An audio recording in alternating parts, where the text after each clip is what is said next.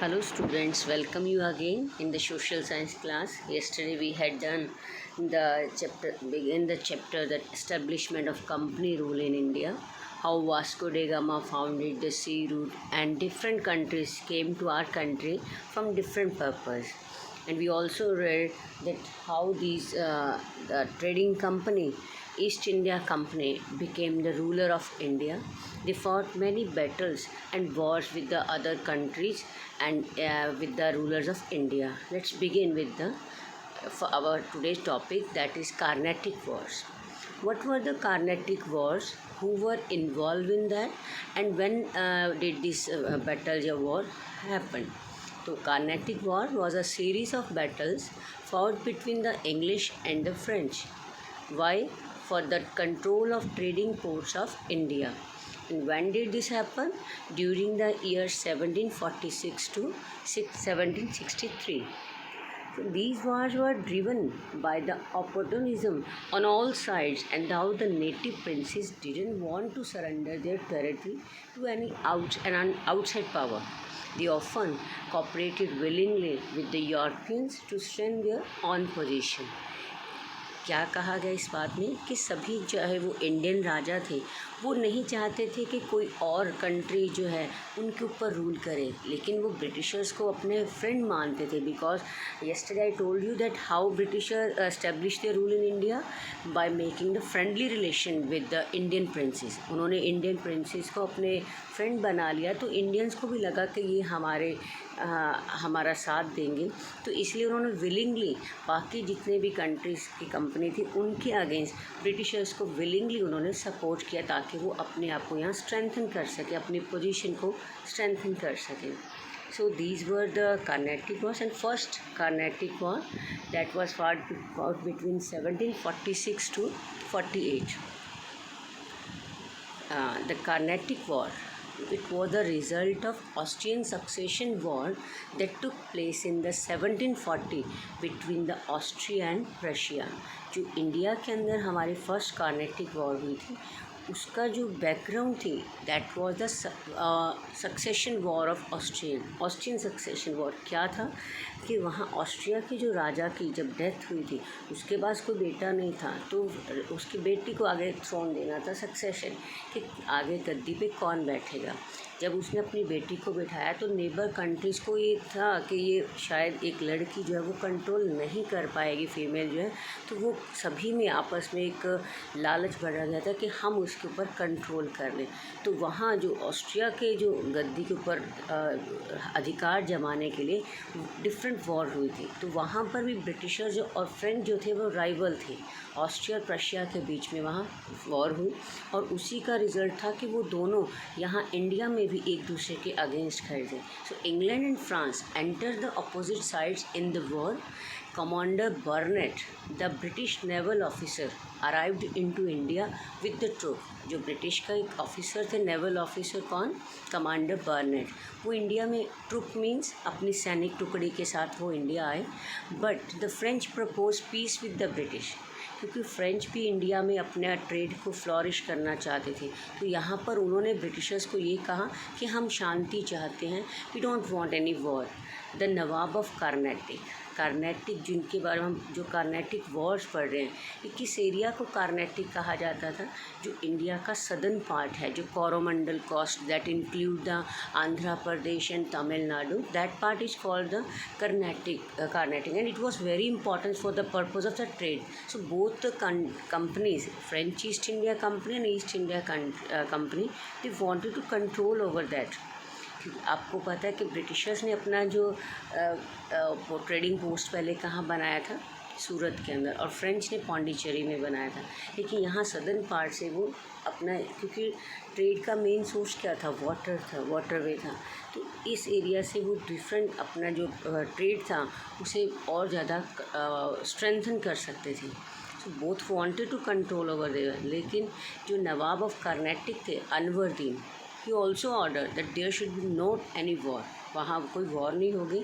So commander Burnett, naval officer of England, return to England. वो England चले गए, but Dupleix did not keep his promise and attack Madras and occupy it.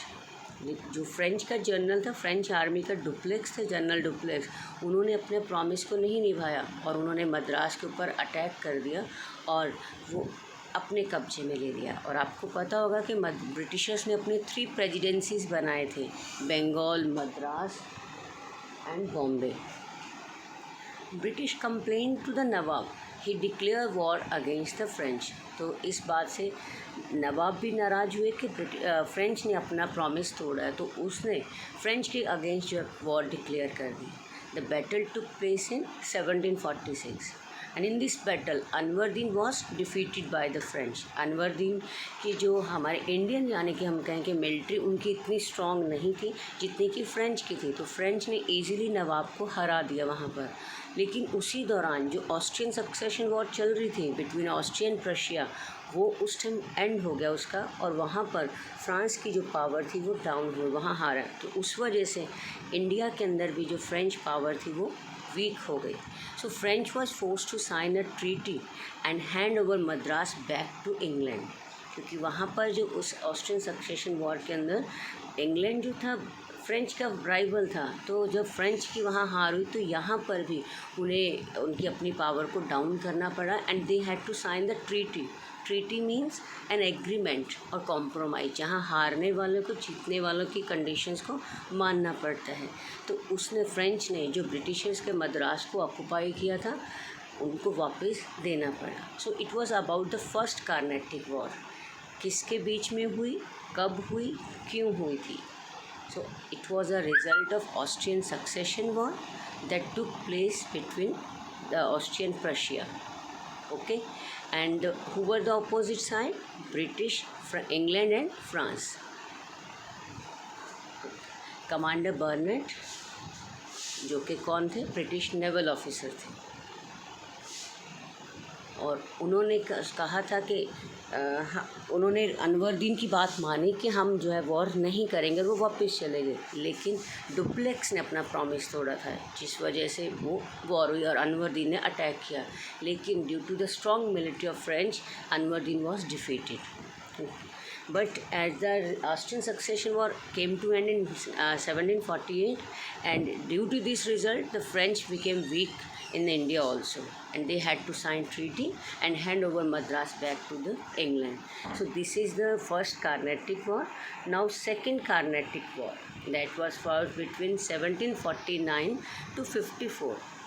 There was war of succession between Chand Sahib. Who was Chand Sahib? Son-in-law of Dost Ali Khan and Anwardin for the Carnatic Nawabship. अभी मैंने बताया ना, succession क्या होता है कि जब एक राजा की मौत हो जाती है तो नेक्स्ट राजा कौन बनेगा, गद्दी पे बैठने के लिए इंडियन राजाओं के बीच में भी लड़ाइयाँ होती थी। यही तो रीज़न था कि हमारी कंट्री में यूनिटी नहीं थी। All the Kings were fighting for their own kingdom, सभी चाहते थे कि मुझे किंगडम मिल जाए, तो इसी बात के लिए वो आपस में लड़ रहे थे। और उसी के लिए राजगद्दी के लिए उन्होंने, कुछ ने ब्रिटिश की मदद ली और कुछ ने फ्रेंच की ली, और फ्रेंच और ब्रिटिश ने इसी बात का फ़ायदा उठाया कि ये राजा लोग लड़ रहे हैं और हम इन्हें और लड़ाकर अपना बेनिफिट, यहाँ पर हम अपना जो उल्लू सीधा करें वो ये कह सकते हैं। तो जब यहाँ सेकंड कार्नेटिक वॉर में क्या था, जो चांद साहब, सन-इन-लॉ ऑफ दोस्त अली खां और अनवरदीन, वो दोनों ही कर्नाटक की जो नवाबशिप के लिए उनमें आपस में लड़ाई हो रही थी। After the death of Nizamul the Deccan subedar in 1748, a war broke out between the Muzaffar Jang. Muzaffar जंग कौन था? निज़ामुल मलिक का ग्रैंडसन था, क्योंकि निज़ामुल की डेथ हो गई थी, उसके बाद उनका जो ग्रैंडसन था वो इस गद्दी के लिए वो लड़ रहे थे। एंड नासिर जंग ऑफ सन ऑफ निज़ामुल। अब ये बताइए, एक तरफ निज़ामुल का सन है और दूसरी तरफ ग्रैंड सन है, तो इट मीन्स वो दोनों क्या हुए? Father and son. So the French sign a secret treaty with the Muzaffar. French ने किसको सपोर्ट किया? Muzaffar Jang and Chand Sahib, to help them with the well trained French forces, and they defeated Nasir Jang and Anwaruddin, the Nawab of Carnatic, and gained monopoly of trade over the South India. Anwardin died in the battle and his son Muhammad Ali ran away. अनवरदीन की second Carnatic war में death हो गई, मारा गया वो, और उसका बेटा जो था वो वहाँ से भाग गया। On the other hand, the English plotted with the Nazir Jung and they defeated the French army, क्योंकि नाजिर जंग जो था वो मुजफ्फर जंग का ओपोनेंट था। तो नाजिर जंग को कौन सपोर्ट कर रहा था? ब्रिटिशर्स कर रहे थे। और मुजफ्फर जंग को कौन सपोर्ट कर रहा था? फ्रेंच कर रहे थे। जब मुजफ्फर जंग और चांद साहिब फ्रेंच के साथ मिलकर उन्होंने अनवरदीन को तो वहाँ से मार दिया और बेटा भाग गया, लेकिन नाजिर जंग को तो ब्रिटिशर्स सपोर्ट कर रहे थे, तो उन्होंने फ्रेंच आर्मी को इस वॉर में हरा दिया। So who was defeated in the second Carnatic war? French army. Next है third Carnatic war 1756 to 63. The third Carnatic War began in 1756 between the French and the English. क्योंकि ये तीनों ही वॉर जो थी क्या थी? A battle of series fought between the French and English. अब आप कहोगे इंडिया के अंदर फ्रेंच और इंग्लिश क्यों लड़ रहे थे? क्योंकि दोनों ही इंडिया के ऊपर अपना दबाव बनाना चाहते थे, अपने आप को और ज़्यादा स्ट्रेंथन करना चाहते थे। तो इसलिए उन्होंने इंडियन की जो लोकल कंडीशंस थी उस चीज़ का फ़ायदा उठाया था और वहाँ अपने आप को मजबूत बनाया। सो थर्ड कर्नेटिक वॉर में भी क्या था? In 1756 it was begin in 1756 when the French besieged the Madras, Robert Clive sent the colonel Forde to occupy the northern circle. French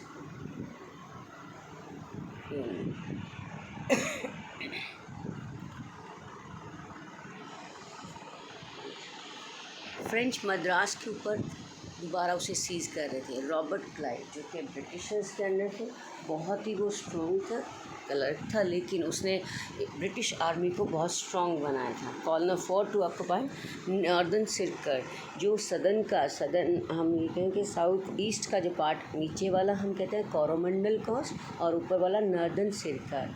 fort occupied northern circle and brought the Salabat Jang, जो कि हैदराबाद का निज़ाम था,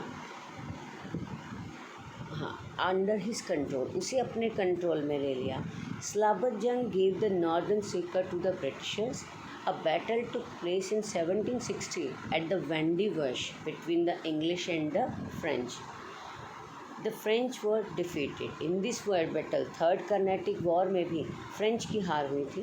Pondicherry was, आपको याद होगा पौंडीचेरी जो कि फ्रेंच ने अपना ट्रेडिंग पोस्ट बनाया था। अब इस वॉर के दौरान उसके ऊपर क्योंकि पहले जो फ्रेंच थे उन्होंने मद्रास के ऊपर कब्जा किया था, तो अब रॉबर्ट क्लाइव ने उनका जो था पौंडीचेरी था, जिसका प्रेजेंट नेम पुडुचेरी है, उसको ऑक्युपाई कर लिया।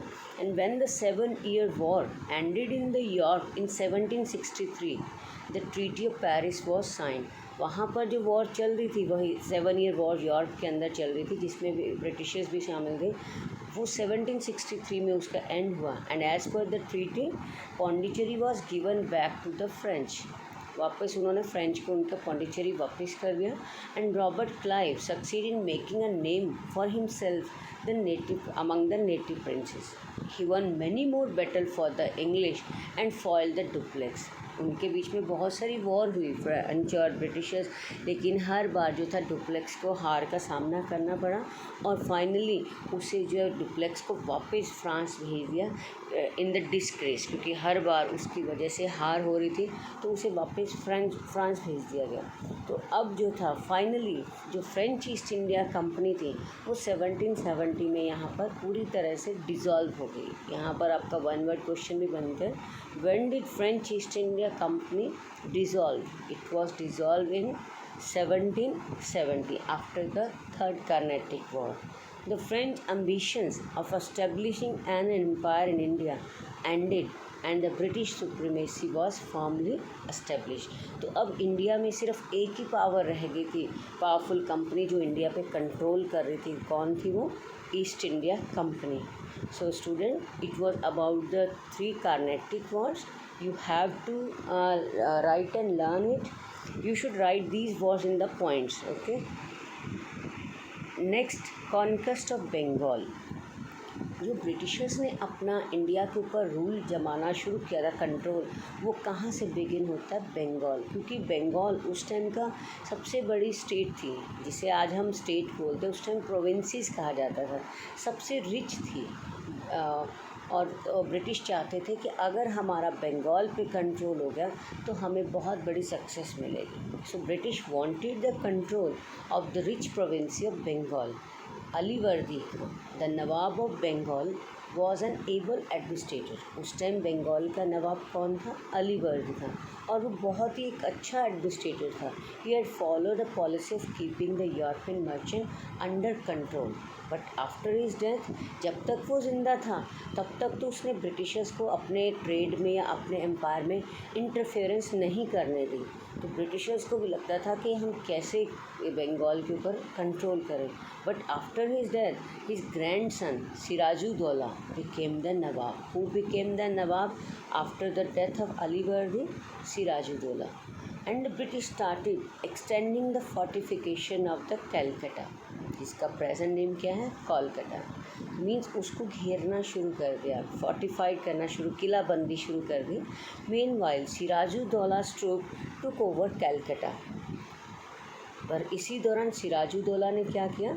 कैलकटा के ऊपर, जिसके ऊपर ब्रिटिशर्स अपना फोर्टिफाइड कर रहे थे किला बने, सिराजुद्दौला ने उसके ऊपर अपनी सैनिक टुकड़ी भेज कर उस पर कंट्रोल कर लिया। And Robert Clive set out from Madras with an army of 900 Europeans and 1200 sepoys, armed and trained them in the European style of warfare, and recaptured Calcutta. लेकिन रॉबर्ट क्लाइव, मैंने आपको पहले ही बताया कि जो बहुत ही क्लेवर पर्सन भी था, शार्प माइंडेड था, उसने फिर ब्रिटिश आर्मी को स्ट्रॉन्ग किया और फिर अपनी आर्मी के साथ, सिपाही के साथ उसने कलकत्ता को दोबारा अपने कब्जे में कर लिया। तो उसके बाद जो सबसे इम्पॉर्टेंट हम फर्स्ट बैटल कहते हैं जो इंडिया के अंदर ब्रिटिशर्स की और इंडियन के बीच में हुई थी, वो कौन सी थी? Battle of Plassey. Yes, when did this battle held, what was the reason and what were the consequences? Battle of Plassey कब हुई, किसके बीच में हुई और इसके क्या रिजल्ट्स निकले? सो it was fought between the forces of East India Company under Robert Clive and the army of Sirajuddaulah, where at Plassey, between the Calcutta and Murshidabad. Murshidabad और कलकत्ता के बीच में एक प्लेस है प्लासी। ये जो बैटल ऑफ प्लासी या बक्सर पढ़ेंगे, ये सारा क्या था? बंगाल का ही पार्ट था, जहाँ बंगाल के ऊपर बैटल ऑफ प्लासी जो है, इसके बाद उनका बंगाल के ऊपर कब्जा। फिर जब बक्सर की बैटल हम पढ़ेंगे, पूरे बंगाल का हम देखेंगे कि कंट्रोल जो है वो ब्रिटिशर्स के पास आएगा। तो सबसे पहले जो battle of Plassey, under this East India Company under the leadership of Robert Clive, and दूसरी तरफ कौन थी? Sirajuddaula at Plassey between Calcutta and Murshidabad. Mir Jafar, who wanted to become the Nawab, bribed Indian soldiers to throw away their weapons. Mir Jafar, जो कि खुद चाहता था कि मैंने बंगाल का नवाब बनना, और नवाब कौन था उस टाइम? सिराजुद्दौला था। वो भी ब्रिटिशर्स को मतलब एंटर नहीं करना, अपने ऊपर कंट्रोल नहीं करने दे रहा चाह रहा था, इसीलिए तो उसने बैटल लड़ी। लेकिन जो हमारे इंडियन ही थे, कुछ जो गद्दार थे, जिन्होंने ब्रिटिशर्स को सपोर्ट किया ताकि वो अपने आप को पावरफुल बना सके, उसी तरह था ये मीर जाफ़र जो खुद नवाब बनना चाहता था। तो उसने क्या किया? इंडियन सोल्जर्स को ब्राइब मीन्स रिश्वत दे दी और उन्हें ये कहा कि आप अपने हथियार फेंक देना और आप अपने आप को इस वॉर में हार जाना। सो क्लाइव के लिए इजीली हो गया, वो जीत गया। और the British consolidated their position in Bengal by making Mir Jafar the Nawab of Bengal. He gifted large sum of money and 24 Parganas of Bengal to the British. अब जब ब्रिटिशर्स ने बंगाल और प्लासी को जीत लिया तो मीर जाफ़र को उन्होंने गिफ्ट में क्या दिया? मीर जाफ़र को नवाब बना दिया, और मीर जाफ़र ने बदले में उन्हें क्या दिया? बहुत सारा पैसा दिया। 24 परगनास। परगनास क्या होते हैं बेटा? ये एक लैंड मेजरिंग का यूनिट है। जैसे हम कहते हैं, आज हम कहते हैं कि इतने हेक्टेयर या इतने एकड़ ज़मीन है, तो उस टाइम उन्होंने 24 परगनास अलग अलग जो थे एरियाज़ वो उन्हें ब्रिटिशर्स को गिफ्ट में दिए 24 Parganas of Bengal. But Mir Jafar could not fulfil the constant demands of the Britishers, क्योंकि ब्रिटिशर्स यहाँ इतने से गिफ्ट से वो शांत नहीं होने वाले थे। They wanted more and more profit and daily every time they were demanding the more and more money and the support and the areas from the Mir Jafar, but Mir Jafar couldn't fulfill the demands, so they install his son-in-law। जब मीर जाफ़र ने उनकी demands को पूरा करना बंद कर दिया तो फिर क्योंकि ब्रिटिशर्स को कोई मीर जाफ़र से प्यार नहीं था, उनका मकसद था अपना बेनिफिट कमाना। तो जब मीर जाफ़र उनके काम का नहीं रहा तो उन्होंने उसको भी वहाँ से हटा दिया and they install his son in law Mir Qasim as the Nawab. उन्होंने मीर कासिम को नवाब बना दिया, मीर जाफ़र को हटा दिया। So he granted equal trade facilities to the Britishers and the Indian merchants. लेकिन उन्हें ये नहीं पता था कि मीर कासिम जो है वो अपने किंगडम के प्रति और अपने कंट्री के प्रति वो वफ़ादार था। वो ब्रिटिशर्स का साथ नहीं दे रहा था प्रॉपरली, और वो कहता कि मैं अपने इंडियंस मर्चेंट्स और ब्रिटिशर्स दोनों को इक्वल राइट्स दूंगा ट्रेडिंग करने का। और क्या ब्रिटिश ये चाहते थे? No, because British wanted monopoly. Monopoly means then there was only one producer, जबकि वो चाहते थे कि पूरे ट्रेड के ऊपर हमारा कंट्रोल हो जाए, पर किसी और को नहीं मिलना चाहिए। लेकिन मीर कासिम ने कहा कि I will give equal rights of trade to the Indian merchants as well as the Britishers. But British got angry after that and they attack on him. Mir Qasim took refuge at Awadh. तो मीर जाफ़र उस टाइम सिचुएशन को देखते वहाँ से निकल गया, चला गया। और कहाँ गया वो? शुजाउद्दौला के पास अवध में चला गया, जहाँ उसका फ्रेंड था शुजाउद्दौला। वहाँ पर जाके उसने उसकी सपोर्ट ली और कुछ टाइम के लिए वहाँ रुका। और वहाँ पर ऑलरेडी कोई एक और था। कौन था वो? Mughal emperor Shah Alam, who was also taking refuge। Refugee मतलब शरण लेना, कि वो वहाँ पर अवध के नवाब के पास शरण ले रहे थे कुछ टाइम के लिए अपने प्रोटेक्शन के लिए। तो अब अवध में देखो कौन कौन लोग थे वहाँ? शुजाउद्दौला, यानी शुजाउद्दौला खुद अवध का नवाब जो था। और बंगाल से कौन गया? मीर कासिम। और तीसरे कौन थे वहाँ already? Yes, Mughal emperor Shah Alam. ये तीनों वहाँ इकट्ठे।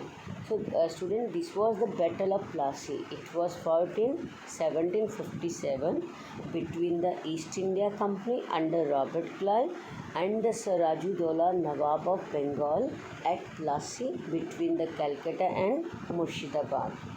But Mir Jafar, who wanted to become the Nawab of Bengal, he gave bribe to the Indian soldiers and they threw the weapons. Ultimately, Robert Clive won the battle. और इसकी consequences क्या थी? Results क्या थे?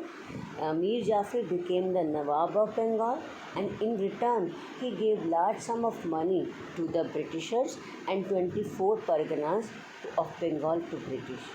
But Mir Jafar could not fulfill the constant demands, and so Britisher installed his son-in-law as the new Nawab of the Bengal. And who was the new Nawab? Mir Qasim. Though that person gave equal right to the Indian merchant as well as the Britishers. This thing also annoyed the Britishers and they attack on the Mir Qasim. So Mir Qasim ran away from there and took refuge in the Awadh. Clear to student? Next is Battle of Buxar. That was fought in 1764. This battle was very important in the history because after this battle the British took control over the Bengal और यहाँ पर उन्होंने अपने grip, अपने palm जमाने शुरू कर दिए थे। The Battle of Buxar was very important in the history of India.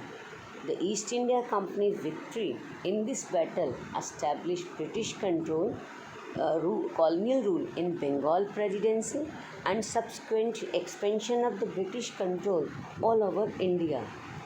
क्योंकि बंगाल सबसे बड़ी स्टेट था, बंगाल के बाद धीरे धीरे उन्होंने पूरे इंडिया पे अपना कब्जा शुरू कर दिया था।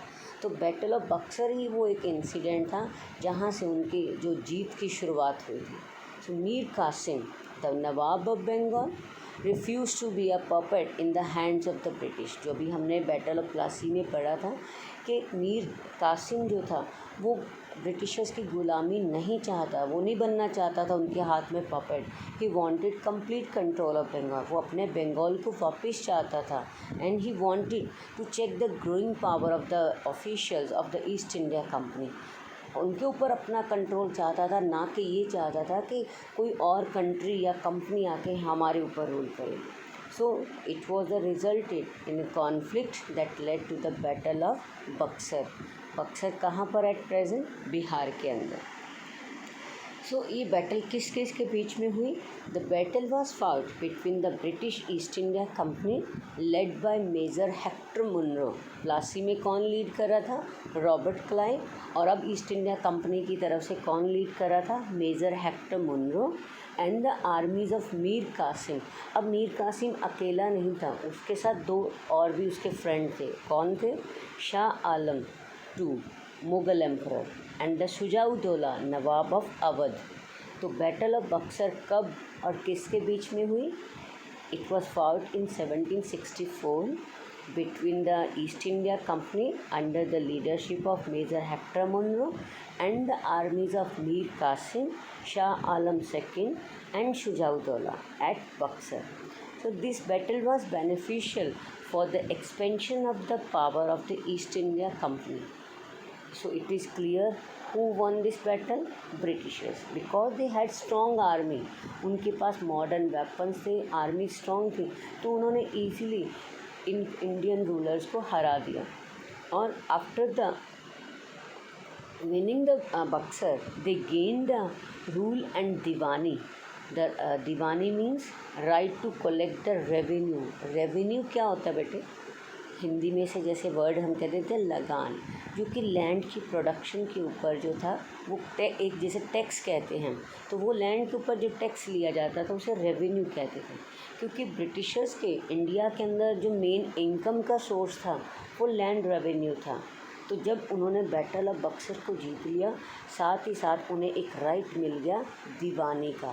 दीवानी मीन्स टू कलेक्ट रेवेन्यू। अब वो कहाँ कहाँ से कलेक्ट कर सकते थे?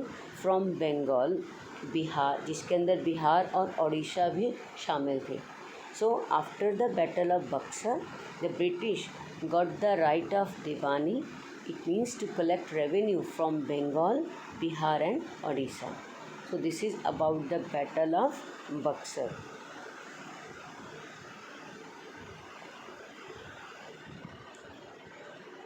Yes. Then dual government in Bengal, 1765 to 1772. Right to collect Diwani by the British began a dual government in Bengal. What is the meaning of dual government?